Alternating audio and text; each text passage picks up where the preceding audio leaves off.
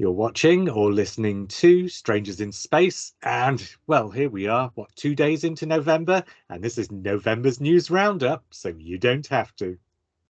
Hi, I'm JR. Hi, I'm Dylan. I'm John. With special guest star Matt.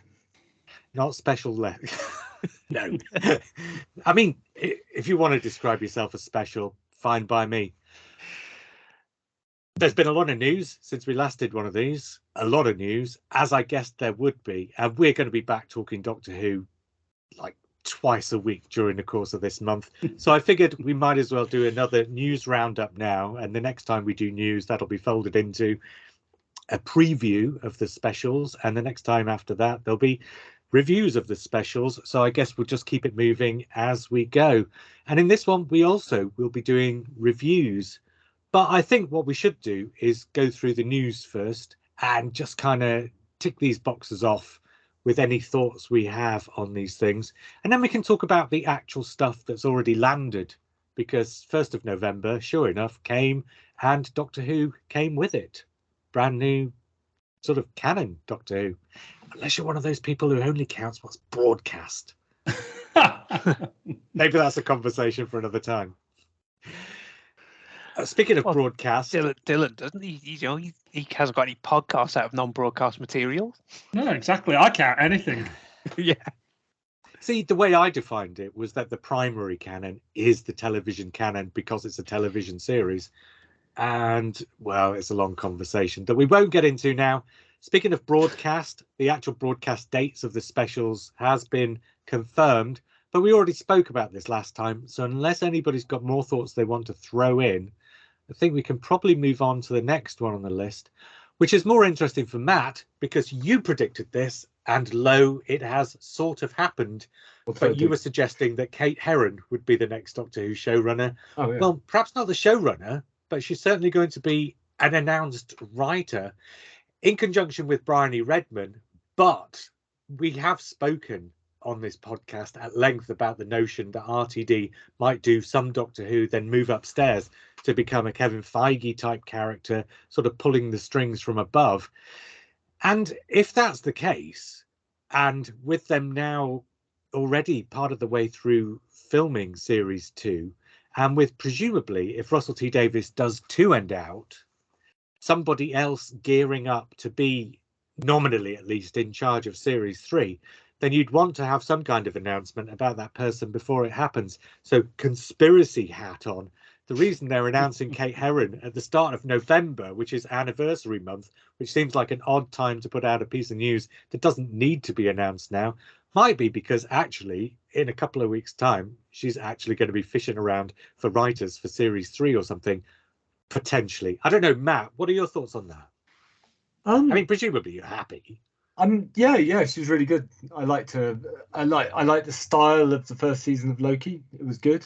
I think there's a chance she'd take over. There's a chance that the idea of showrunners for particular strands just becomes a little bit different, and maybe they just sort of chop and change between spin-off shows and the main show, and they audition on spin-off shows and come into, because the way Russell T Davies is talking about Tales of the TARDIS, it sounds like it's basically been a training ground for new directors and producers and writers. So I wouldn't put it past him to use the Whoniverse as this kind of, not just a kind of creative blanket, but a kind of a training school for different people.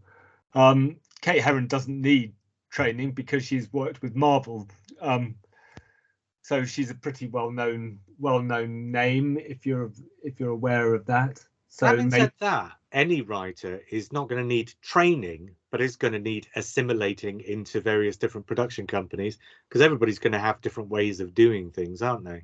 Yeah. So if you're going to have somebody from the outside who you want to come in and run a show or run the show or something like that, it makes sense to give them some work within the universe first, so that they can pick up the tricks that they'll need if they're going to be running something. I think that makes sense to me. Yeah. I mean, that's what I figure. She'll have a the episode she writes or episodes she writes goes well, I assume she'll have kind of, a key role somewhere, because that's what Russell T Davies also does, is he brings back the people he trusts and likes, and occasionally adds more and then brings them back, and he just sort of creates a whole team of creators. Right, we've got a big news list and we're fairly limited for time. So John and Dylan, unless you've got something you particularly want to add, I'm going to nominate you to talk about the next thing that comes up. Dylan, I'm going to nominate you then, because this is definitely something that I think you've got an opinion on. And I'm going to do 2 in 1 here. Disney aren't going to do the big push on promotion until next year for season 1. According to the stuff in the latest SFX, but that's the point. They've already said it's going to be called season 1 again, rather than going with series 14. Now they've gone from series to season to distinguish the modern iterations of the new series. And I guess with Disney and the Disney branding coming into play, I guess rebranding it for the global audience makes sense. So to me, that's something that we probably could have predicted, I think. But Dylan, your thoughts on that? I mean, I think it's a smart move. You've got this big relaunch. You're selling it to all the territories that Disney Plus is streaming in. I can't remember how many is that. It's like 104 or something like that, I think. It's every country currently on this planet and actually 2 territories on the moon. So it's a smart move, yeah, because it's daunting. I think we all know that feeling of someone going, oh, you've never seen The Sopranos? How many seasons is it? And it's like 9 seasons or something. And it's just a very, very daunting task. So, yeah, it makes sense to start again. The one thing I'm unsure about is Shooty's first episode is the Christmas special. Is that when the big launch starts? How soon after that do we actually get the season? Or do you do the big launch from... I mean, it must be Christmas, right? I suspect that because the companion... name's gone right out of my head. Ruby. Yeah, no, I was thinking of the actress's name's gone right out of my head. Millie Gibson. Millie Gibson doesn't start until episode 1 of the series, does she? She doesn't come in the Christmas special. No, I don't know whether that was a rumor, but then she was definitely seen on set for some Christmassy stuff, and the rumored plot that's leaked, it seems to be all about her, and it's very Christmassy. But unless I'm mistaken, and I think people are getting confused about this too, I think they've already recorded 2 Christmas specials and are currently recording a third. I think they recorded. No, I think they've only done the 1. Yeah, they were doing pickup. They were doing pickups for the first Christmas special, weren't they? That was the recent filming. Yeah, maybe. Either way, but I wonder if there'll be a big push when the series comes out, along with a tag. And look, there's an episode already here. But you kind of think if they weren't going to do the big push for Christmas, then why even bring Shooty into it? Why not do 4 David Tennant specials or something like that, and then do the big launch? I don't know how it's. Maybe we're going to get a series sooner than we think. Well, yeah, and this goes back to my. They should have broadcast the 3 Tennant specials across 1 week, so they'd have time to do this push before Christmas. Don't get him started. It's too late. It seems this season 1 thing makes great business sense and great sense of broad, but it's really given some fans conniptions because they seem to think that this means that the new series is going to be connected in some way to the old series, which isn't connected to the original series. I mean, it's just full of people. Twitter, whatever it is now, it's just full of people panicking because it sounds like a reboot, whereas in fact it's not really a reboot. It's just a kind of a business, a business bracketing. It's kind of possessiveness, isn't it, from fans, and it's aimed at a huge audience, a worldwide audience now. It makes sense. You don't go, look, as Dylan said, you've got all this stuff behind. It's too daunting on that for a worldwide audience. But what you do have is if you come along to this program, this season 1, and you really like it, there's a lot more of it that you can go and find. Absolutely, and that's what we all had when we first saw our first Doctor Who's when we were kids, right? Yeah, exactly. And Target novels. Ultimately, I didn't know when I tuned into Doctor Who for the first time with season 26 that there were 25 other seasons. I get that when you see things on streaming platforms, it's a little bit different now. But also, we all came to series 1 in 2005. And we all knew it was going to be connected to the old show. It's just because it's a brand new production. No one's expecting them to roll out the same production codes and the same episode numbers and things like that back then. Well, actually, people were, but it's just, it makes no sense within the way that the show's produced, and within the marketing strategy. I tell you what, though, the one thing from a British perspective, the fact that season 13 and season 14 of the classic series were midway through the run didn't stop them being the most successful. So from a British perspective, there's an argument that you can make, but I don't really agree with that argument, because I think it's about the global perspective, and I think it just makes sense. And so Dylan's right. The Doctor Who's never been, when a new series starts, it doesn't describe itself as season 14 episode 1 on screen. only people are counting. And actually, when season 13 was on, probably did anybody really know it was the 13th? It does describe that way on BritBox. It does now, but it didn't then. Is what Matt's saying. Totally. I mean, it's just a new adventure with it's. I mean, the thing is, seasons are an imposition anyway, from our point of view, because they're almost going year round in the 60s.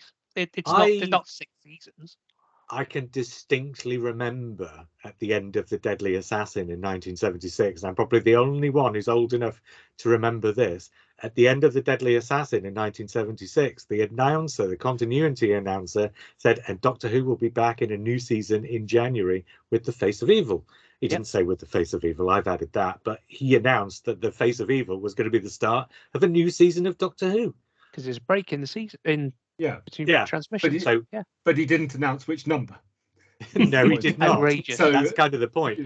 Are we having a season 14B theory here? Yes. I mean, no one can really tell us what the numbering of the Doctors are anymore either, so why not let the seasons go that way too? Just chill. I think I said in our private conversation, things that don't fit in Doctor Who are good, because Doctor Who's so long and so sort of filled with lots of different personalities behind the scenes and in front of the camera. There's no reason why it really should fit. Well, it also sorry, just one more thing. Right. It also works with RTD's remodeling of Doctor Who as a collection of nostalgia-based products and one ongoing series. So now the new Who series is now basically old enough mostly to be nostalgic. You can, they're releasing Doctor Who Confidential. They've released Doctor Who Confidential, and the spin-offs, and David Tennant's are still around. So it's kind of being put into a similar bracket to the original series, but its own little space. Well, as we spotted on the iPlayer, and we don't know what's going to be on Disney Plus yet, but on the iPlayer, at the very least, there is now a Doctor Who box that distinctly ends with 2022 and the Power of the Doctor. So quite whether the specials will be the start of the next box, I suspect in Britain they probably will. It makes sense, I think. Russell T Davies comes back, and that's the start of the new box. And there has been over a year's gap between episodes, and that's the longest gap we've had since 2005. So it makes sense. Anyway, let's push on, because we've still got lots and lots to cover. This is a big I told you so. According to SFX, I'm assuming this was something Russell T Davies said, because I've not had time to read it. No multi-Doctor stories during the specials. But this was something Phil Collinson said. Right. But you would say that, wouldn't you? I don't think there will be, because I think the whole point of it, I've said this from the start, the whole point of it was Tennant and Tate saying they want to make Doctor Who, and Russell T Davies saying, right, let's do that, and then making 3 episodes together. It's about them 3. Oh, I've got no doubt about it, and I don't think that there will be any big multi-Doctor story, but I still think there'll be some way, somehow, a cameo from other Doctors, even if it's just like the end of Day of the Doctor, where there's a bit of repurposed archive footage. Is this the bit where I introduce my theory about Wild Blue Yonder, then? Do it. It's a good theory. It's genuinely. I think, I don't know, just looking at, we've seen so very little about it, and I'm not entirely sure if what has been said in SFX reinforces this or sort of disparages it as a theory. But I said, I wonder if Wild Blue Yonder will be Russell T Davies's take on Solaris, where the Doctor and Catherine Tate, Donna, land on a space station, and the space station is essentially, I don't know, floating above a planet that's filled with the ghosts of the Doctor's past. And so you get either some form of a clip show in the way that Name of the Doctor was, or potentially ghosts of the previous Doctors somehow. And I suppose when in the SFX thing, they've said that episode 2 is basically going to be sort of a horror story, which essentially Solaris is. It's kind of a psychological horror story with SFX visual effects in just about every shot. That kind of sounds like that could still be the case, I think. So I think I'd lean more towards a ghost story than clip show. I don't think they do a clip show if it's just 3 specials. You know, if they're well, when I say clip show, yes. I did qualify that by saying a clip show in the way Name of the Doctor was. In other words, you would have in the 60 minutes, maybe 90 seconds worth of clips. In other words, it's not a clip show in the way you'd get in a sitcom where they'd sit down and talk about things and just use it as an excuse to just show clips. This would be an episode in its own right that has slightly more clips than you'd get in, say, Resurrection of the Daleks. I also don't think Russell T Davies would be able to resist the opportunity for the 14th Doctor to meet the 10th Doctor in some way, shape or form. Yeah. And I know that it's both David Tennant, but you can see a de-aged David Tennant showing up for 2 minutes and those two having a conversation. Well, it's not like David Tennant hasn't met David Tennant in Russell T Davies' Doctor Who already.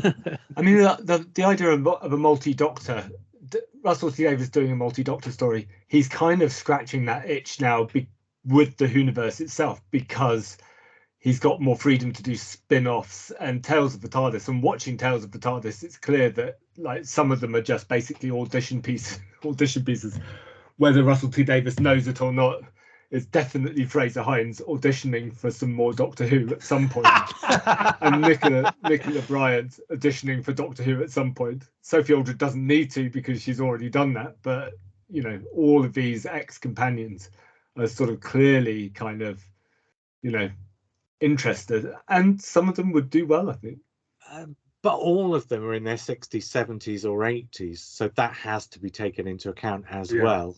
So yeah, I wonder if in the wider Whoniverse there might be something going on rather than folding them back into the main series. I mean, there's that line. I know Chris Chibnall wrote it, but there's nothing to say that Russell T Davies won't take him up on it. But that line at the end of Power of the Doctor, where basically Kate Stewart sort of says to them, the companions sitting there around the table might need your services. And so that's basically an open invitation for anybody from the past to turn up, really, isn't it? But let's move on. The Whoniverse then dropped yesterday as we speak. There are a few things missing. I did notice it, that Russell T Davies had very specifically said, oh, and I've made sure totally Doctor Who's in there. So I looked for it and it's not, which I'm assuming probably it will turn up. And maybe it was a last minute thing that he said, oh, we must get totally Doctor Who. And so maybe the rights and maybe just the transfer hasn't been sorted out yet, so that might turn up, because presumably this Whoniverse is going to be an ever-growing thing, as like with Disney and the Marvel stuff, where they keep adding old Marvel series, or at least they certainly did during the early months, didn't they? They kept adding things, I think. So also An Adventure in Space and Time is not there yet. That seems like an odd omission from the start. Said it's coming. But they have said it's coming, yeah. The web animations, Scream of the Shalka, the Sharda, and so on, aren't there. But I wonder if they'll be tempted to put those in. The one thing I thought might be there and was quite hoping would be there and isn't is Time Crash. But several of those shorter ones aren't there. There's a couple of them already there because they've been on the iPlayer all this time anyway, like Night of the Doctor, because that launched on iPlayer. I think the fact that Time Crash launched during an episode of Children in Need, maybe that makes it something slightly But it was odd. on DVDs and stuff. Presumably, when they did it, they organised rights for DVDs because they knew that the DVD would be there, but they didn't realise that there'd be something called iPlayer in the future, so streaming rights might be slightly more tricky. Also, Children in Need is coming up, so it might be that Children in Need will be a Whoniverse launch of all the Children in Need stuff on iPlayer, because there's going to be a David Tennant Children in Need. That's next but one on the list, so let's do it now. But maybe that's the opportunity to kind of say, and if you've watched Children in Need before. Makes sense. There is one other thing missing. The Abominable Snowmen animation isn't on there. And I'm presuming that they're going to give everything a certain shelf life when they come out on DVD and Blu-ray, because that's the most, I mean, that's about a year old, but it's still the most recent one. So there must be something in there to... I think there was a live episode missing as well, apart from the first episode of the Reign of Terror. Is this? I thought because they've got all of the animations for something like Evil of the Daleks, but not the Orphan episode. No, there's a separate section for the Orphan episodes. Okay. Yeah, so they are there, but they're there. The ones that have been animated as well are in a separate section, which is just called extras. So you wouldn't necessarily think that that's where you need to look for them, but that is where they are. So they are there. The last thing on the news list, then, apart from Tales from the TARDIS, is Russell T Davies, The Doctor and Me, which is going to be an Imagine special. I don't know when that's coming out, but it would make sense for that to be out this month. There are 4 Imagine specials coming up. But I think the thing with Imagine is I don't think they broadcast them as a season. I think they broadcast them as and when they're ready. So although the Pet Shop Boys one is due next spring, and, you know, it could be that they put the Russell T Davies one out next spring when the series with Ncuti Gatwa is due to launch, because I think that's been confirmed for the spring as well now, hasn't it? Yeah. But no, I would imagine that there's me being a little bit, that this episode of Imagine might very well be out during November, because I think it makes more sense. So Russell T Davies has given the date of the 17th amongst his other dates. So you've got the first is the Tales from the TARDIS stuff dropped, along with the David Tennant sort of leading the way through the which we'll come to in a minute. The 17th is Children in Need, so that's the David Tennant scene for that. And then the 23rd he said as well, which also isn't going to be an episode. So I wonder if the Imagine special might actually broadcast on the 23rd. I don't know. There's going to be something on the 23rd, isn't there? Yeah. So I mean, unless there's something else new in terms of the fiction that we don't know about. But as soon as we've got David Tennant in a scene in Children in Need, and we've got all these things from the past, I don't see what else they could reasonably do in terms of the fiction. The Celestial Toymaker animation. Right, let's talk about the things. 3 episodes of the Celestial Toymaker. Yeah. Let's talk about the things that have been released then on November the 1st. Did anybody watch the concert? I've got to say I didn't, because I've seen, I've seen it, and I've heard the radio broadcast as well. And so did you enjoy it?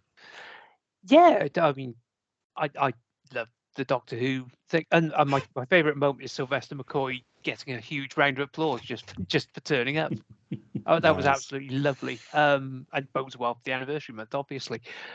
Yeah, again, I think we've all heard the new theme, so it was nice to hear those in the context of the performance. I didn't quite nail them in performance, I think, but did well. Yeah, it was just a nice celebration of all of Doctor Who to a certain degree, and obviously emphasis on Murray Gold.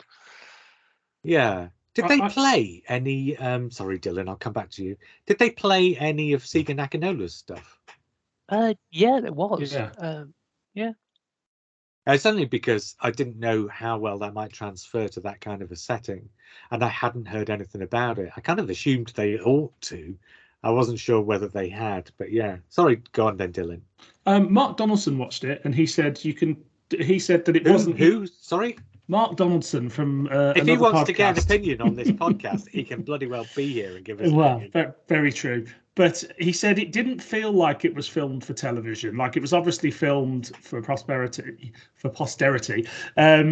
But he said, like the other ones, there was little skits and monsters and things. It was very much just cameras on the orchestra, cameras on the crowd. So it was quite a flat broadcast. And I think we all know that we were expecting to see, or we're guessing that we're expecting to see Unearthly Child in that slot. And so perhaps that lends a bit more credence to that speculation.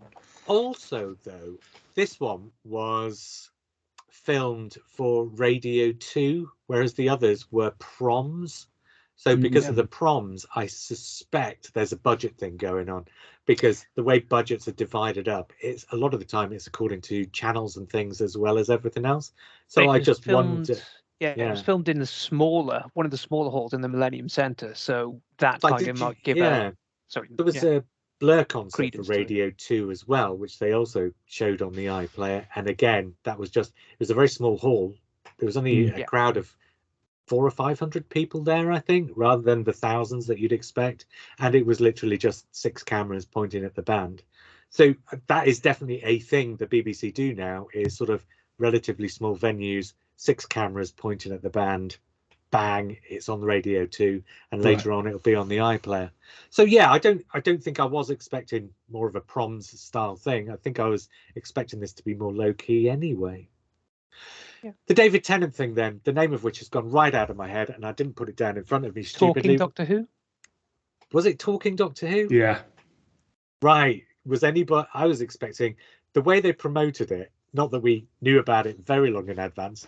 They said it was going to be a clip show, basically.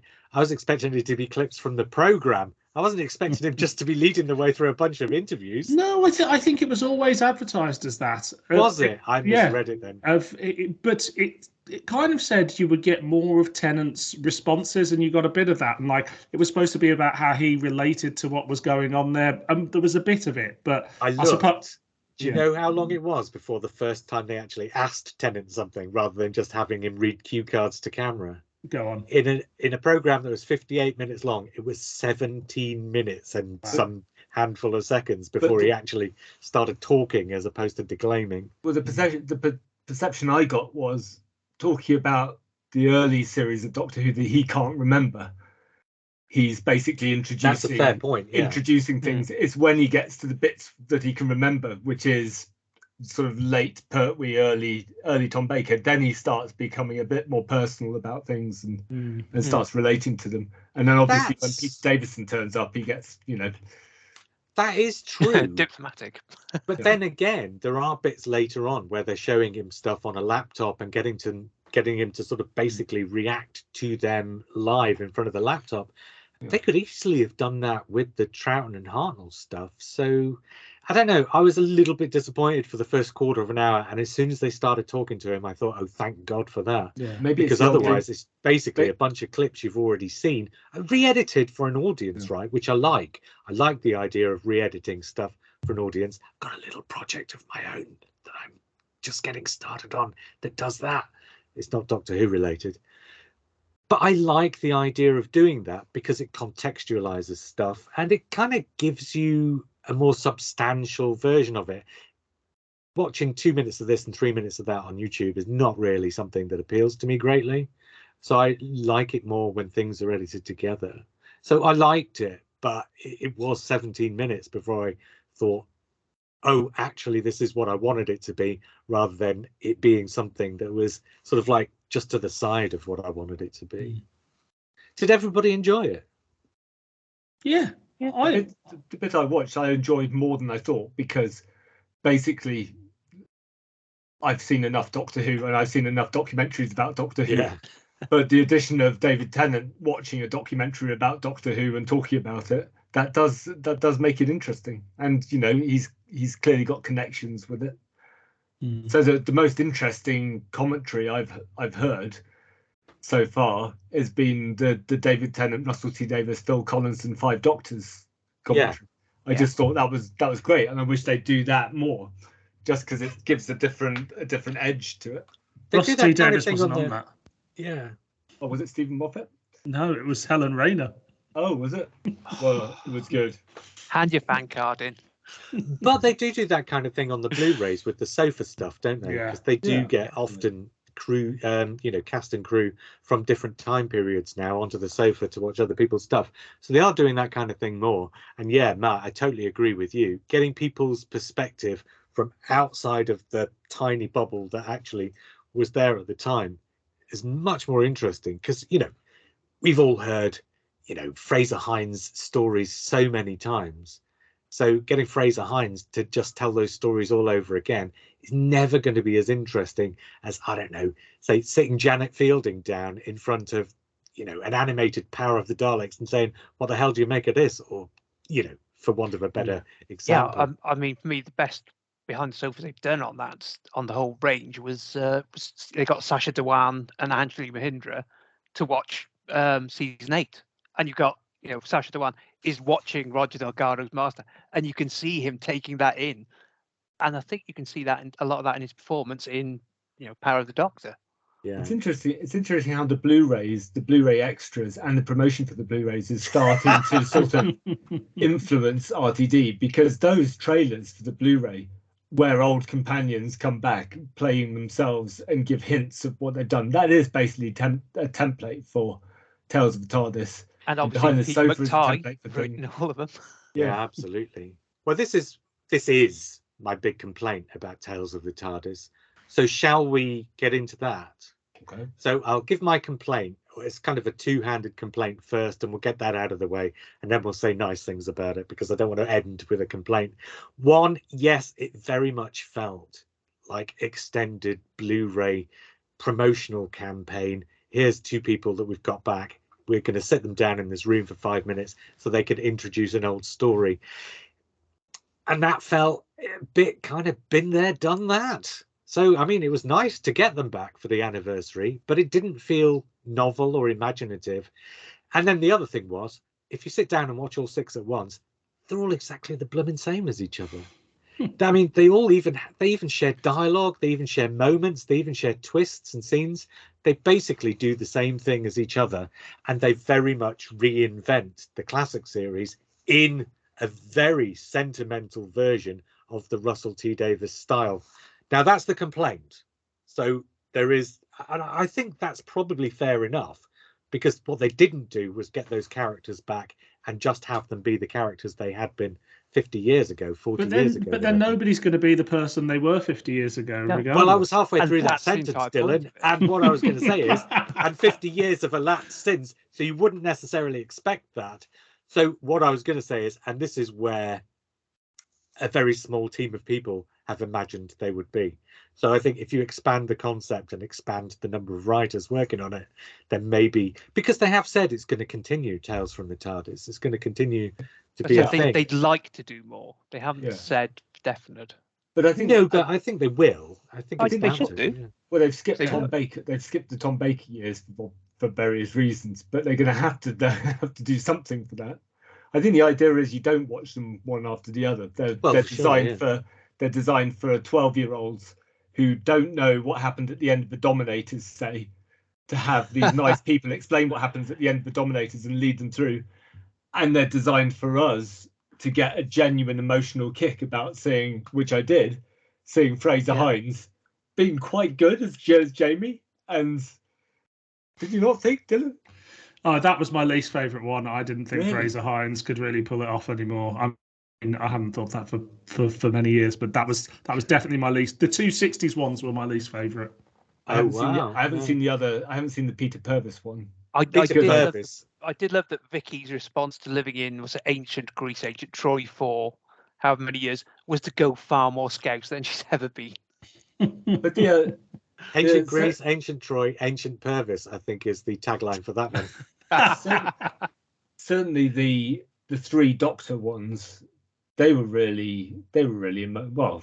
They got to me a little bit. I really liked seeing Colin Baker kind of.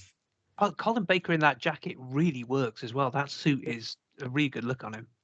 Yeah, certainly better than the alternative. Yeah, I mean, for me, just because I think again, I could probably count it as close to my Doctor. I loved the Curse of Fenric one, simply for the ending, the way they repurpose that last speech from Survival, where it becomes a dialogue, where Ace becomes a participant rather than being lectured to, where they address the flaws of the era as well.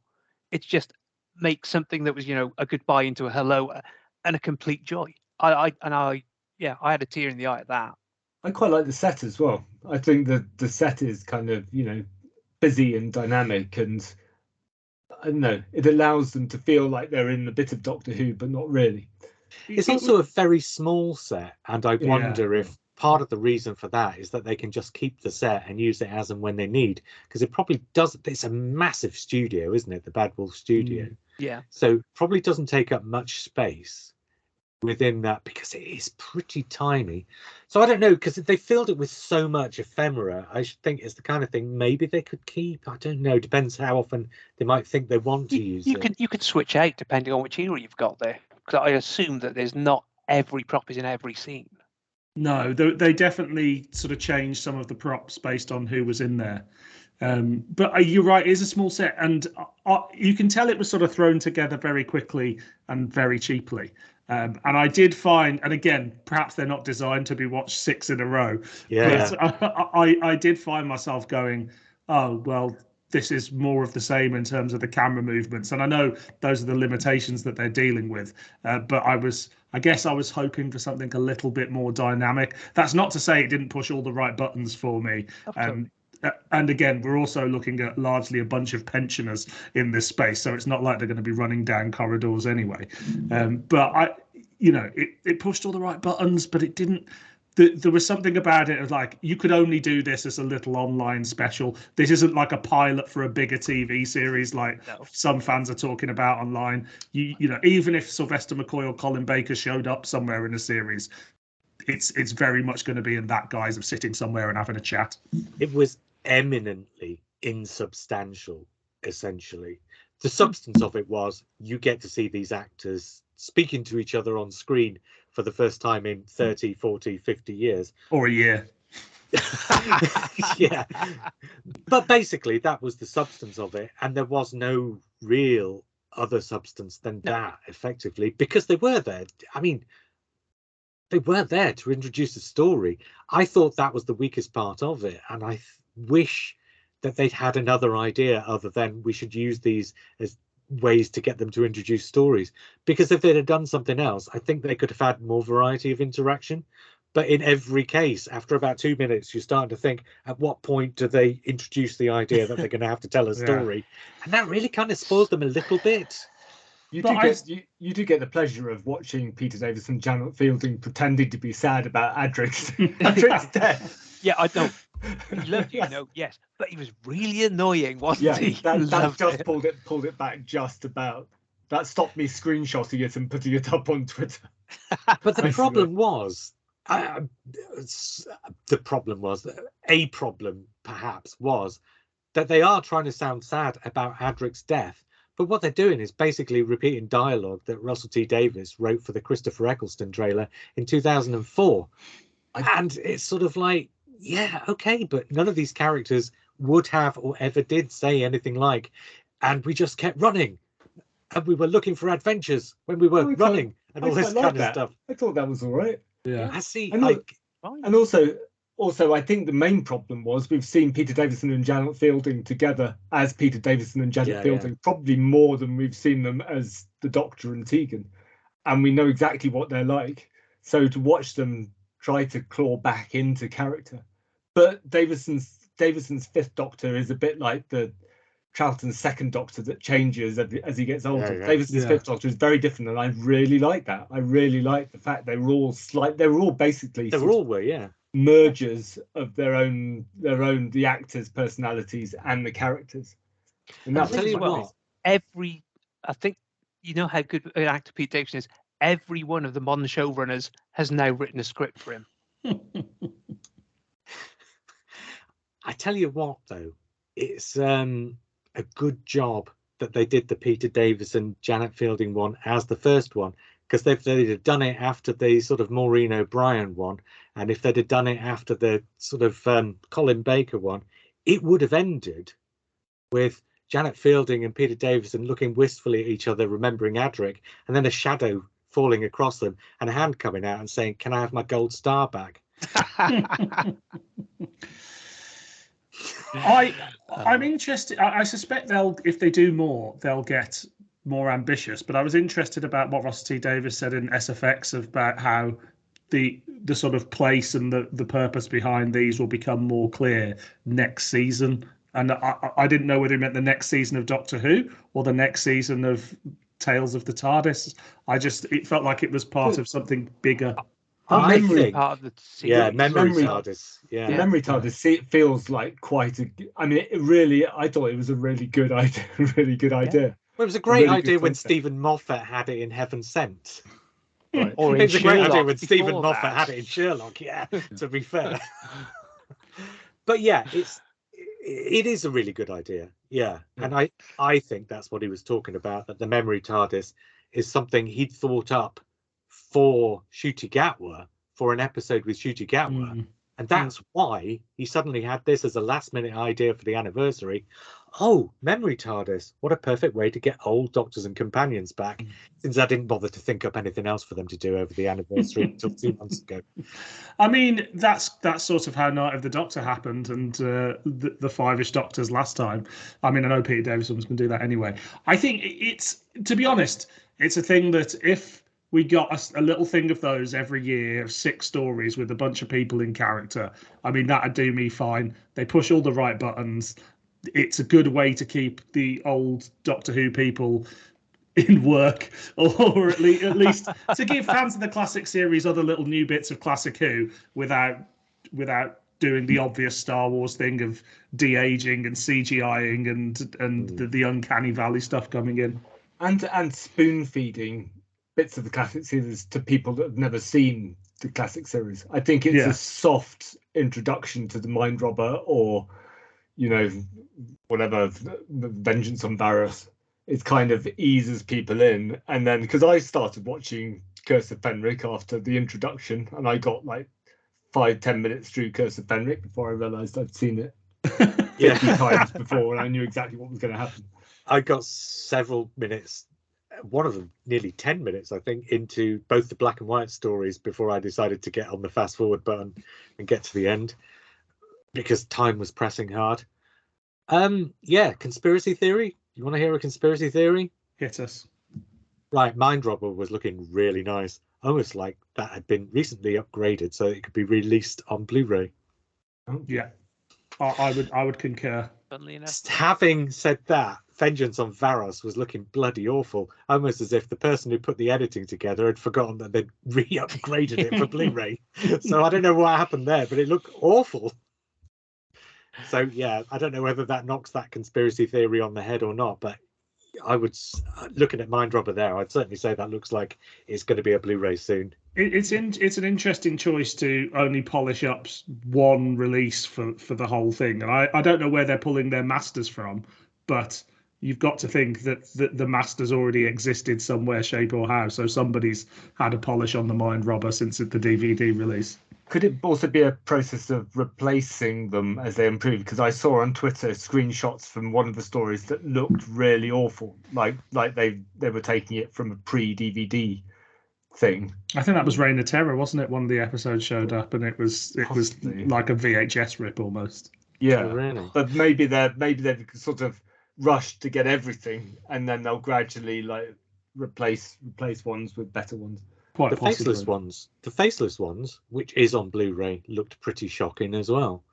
So I think they've done this and they've probably had quite a few people involved, and probably quite a lot of those people amongst those people involved in getting this together. Because, I mean, it's 800 episodes that they've had to get together in a matter of just a few months. And they've had to get them all ready to be shown through an HD service. And they've had to subtitles and everything else for all of them. I really, really love the way that people on Twitter are taking those scenes and putting the subtitles beside them and their expressions. I think particularly the Tom Baker in Creature from the Pit, for instance, brilliant. But anyway, yeah, I think what I'm saying is, so I think a few of them have fallen through the cracks and they've probably picked up the wrong masters. And so probably those will get replaced in the fullness of time. When you've got a Blu-ray set coming out, you've got the restoration team who know the best possible sources, everything that needs to be done. Here, I imagine you've got a bunch of people working in the BBC archive department, and someone's going, right, you've got season 10, you've got season 6, like, go out and find the masters for that and get them digitized. And they've all got the 1st of November as a hard deadline for X amount. They can't like leave. They can't leave Caves of Androzani off just because Even if they leave Cave of Skulls off, they have to have everything on there, which was what makes the Step Kobo and stuff so amusing because it's clearly screwed up all of this hard work. Not that I mind. I mean, I wasn't about to race back to watch An Unearthly Child. Well, we've all got it on disc, right? And probably on hard drives as well. I've got a lot of my stuff on hard drives too. Yep. So yeah, it's not like it's And disappeared. it's still on BritBox if you need it. Oh yeah. Well, this is the thing. You can't retrospectively rub it out. You can only sort of. What's the opposite of retrospectively? Protospectively? I don't know. Proactively, I would say. Yeah. Yeah, maybe. No, proactively just means to be involved physically, doesn't it? It doesn't mean going forwards. I don't know. Who cares? I don't know. Any more on either of those things? The Tennant thing or the Tales from the TARDIS? From any of you? No, I quite liked it all. It's not. I don't think it's only partially aimed at me. Yeah. I think because at the very most, having all of this stuff on iPlayer means I don't have to walk upstairs if I want to watch Deadly Assassin. But then I don't tend to watch Deadly Assassin that much anymore. So I've gone through the iPlayer and thought, oh, that's nice, that's there. Shall I watch K9 and Company? No, I don't think think I'll watch K9 and Company. There was a moment where I'd finished Tales of the TARDIS and I was like, oh, look at all this stuff. And then I realised I've seen all this stuff that I want to see. And I put on an episode of the Sarah Jane Adventures that I hadn't seen because I just wasn't really into it. And I watched 10 minutes of it and went, oh, this is why I don't watch the Sarah Jane Adventures. It's not aimed at me. Yeah, but then this whole thing is not aimed at me. Like, no, I think what it does, it gives the audience who's used to that Russell T Davies style, the more emotionally led storytelling, it frames the old Doctor Who for them that way. It makes it an easier pill to digest, maybe. And go on. And it provides a platform for what comes next. Yeah. So they've now legitimized this Umbrella Whoniverse title, which is mostly a business thing as far as I can tell. But now they've legitimized it, then we can assume that more spin-offs, more material, they have to keep feeding the beast now. And the extra stuff will be of interest to me, I think. I'll tell you one odd thing I did notice, and I did mention this in our message, was the sort of seemingly random way it's ordered in the boxes. So you had, the first two boxes are the classic series and the new series. And then after that, you had Totally Doctor Who before you had a spin-off. Then you had the two animations, the oldest one second and the newest one first. And then you had the other spin-offs, and then you had the other behind-the-scenes stuff. It's like so weirdly random. There was something really odd about the way it's been put together. I think if it had been put together by a single person, they would have either done it chronologically or thematically or something, but it didn't have any of those things. It was just weird. I think all that gets ironed out eventually. I think it's that hard deadline that Matt was talking about, just to get it all up there at some point. That can only be the reason. It feels like a really simple thing to have just sorted out, though, before they did it. It just seems like a really odd thing not to have sorted out before they did it. I can understand, if there's a story that there's rights issues over, or, adventure in space and time, if they've not got that sorted out, or if they've not got a transfer ready or something. But just putting it in an order that makes sense just feels like a really simple thing, but who knows? Look, I got an email, actually. It came through via Twitter to read out. So I think we'll maybe finish with this. This was from Tom, aka Toku BL Hoovian on Twitter. I'm not going to read the whole thing out, but he was listening to us talking. I don't know if it was the first Russell T Davies one we did, or maybe it was one of the news ones or something. And with some of my struggles with Russell T Davies, which are not major struggles, if I'm completely honest, but I always seem to give voice to them when we do talk about him, for reasons that me and Dylan and John have gone into on the RTD episodes, right? He says, would it be controversial to say I'm not a fan of Russell's first era of Doctor Who, minus Series 4, he qualifies himself. He says Davis nails the Doctor perfectly with Eccleston in Series 1, and also what a companion should be, with Tate as Donna, best friends, he says. similar to classic Who does, such as Second Doctor and Jamie, Fourth Doctor and Sarah Jane, Seventh and Ace, and so on, which I don't necessarily agree with, because I think in the modern day there's room to explore different aspects to the relationship between the Doctor and the companion. I think that's a perfectly valid thing to do. I think it's something the series should do rather than can do. I think it should do. But he says he feels like RTD was changed by the BBC with the middle two series, with the character of the 10th Doctor, first of all, the relationship with Rose, and then he goes on and talks about what happened with Martha afterwards, with this sort of unrequited love and the pining and stuff. And I'm not going to read it all out. I don't think that was something that the BBC wanted RTD to do. No. I think that's RTD. Yeah. Right. And so, but he goes on in the second paragraph and says he loves Queer as Folk, the first series, because Russell gets what it's like being LGBT plus, despite himself, the guy who's writing this, Tom, having been born in 96 and coming to terms with his sexuality in 2014 at the age of 18. And he also appreciates Russell's enthusiasm for soaps, which is also similar to him. And that's why he likes Nolly too. And then he goes on to talk about the title character's speech in Nolly, about men being allowed to enjoy watching footy or having a drink, but women enjoying the things they're interested in, like also nerds, he thinks, going back at the time, because if you remember when we were younger, if you were a nerd, you were seen as something lesser than full alpha male too. He says that speech there at the end of Nolly is his favourite piece of dialogue that Russell T Davies has written so far. So I just thought, I mean, he didn't send that in to be read out, but I did say to him, look, I want to read this out, because I thought he came up with some interesting points. So he gave you permission to read it out, yeah? Well, he didn't say no, so I'm assuming okay, that's fine. Yes. I mean, I think he clicked a like on the I'm going to read it out, if that's okay. I mean, I can understand it to a certain extent. It depends what you want from. There's obviously some core things in Russell T Davies's writing that he likes and that he pulls from it, but perhaps he just doesn't want that in his Doctor Who. And that was it. That was why I wanted to read it out, because there's a division between Davies as the Doctor Who writer and Davies as the writer of sort of soap-centric things. Yeah. And it's a weird meeting that worked the first time and probably will work this time. But I think it's a weird meeting that doesn't work for everybody. And I think that's what's being pointed out here. Yeah. It doesn't entirely work for me. I'm not the biggest fan of Russell T Davies or his relentless enthusiasm, or his kind of kitsch style.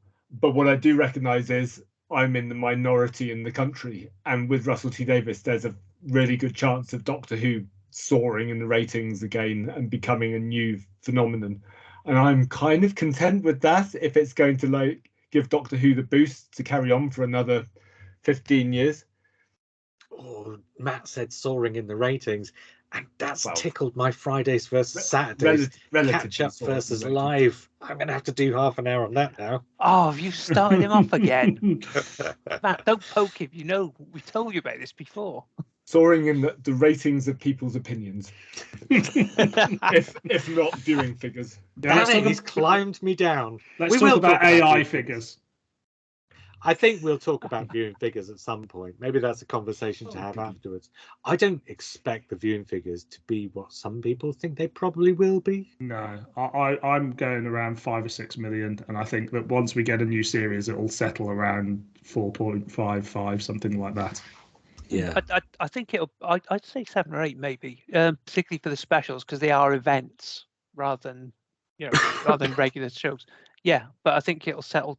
Was it Paradox got 5, something like that? 5 something or 6? like that, yeah. Yeah, I think if that we take wasn't that as an kind event, of benchmark, was it, John? No, not at all.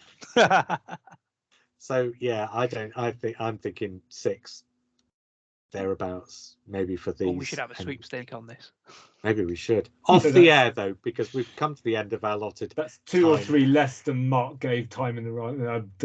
What is it called? Dimensions in time. In time. Yeah. Well, you This gave is it a going 9, out before so, that, so let's not spoil the scores. 9 out of 10, Matt Barber. It's ridiculous. Right, yes, that was recorded the other day, but I'm going to put it on our video feed at the weekend, and it'll be on our audio feed next week. It's our real 60th anniversary special, or rather it's Dylan's idea of what a 60th anniversary special would be, which is divide it into two and do the 30th anniversary of the 30th anniversary. So yeah, that would be on. Uncle Kevin gave him the idea. I love how much mileage we're getting out of Uncle Kev. Yeah. He's a star.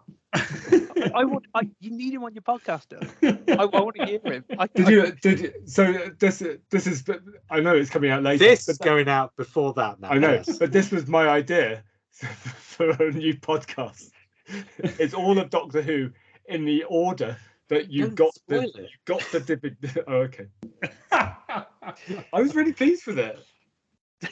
But it would be different for everybody on the podcast, right? Oh no, it has to be Uncle Kevin's order. That's my point. You have to get the order out of Uncle Kevin and then do that.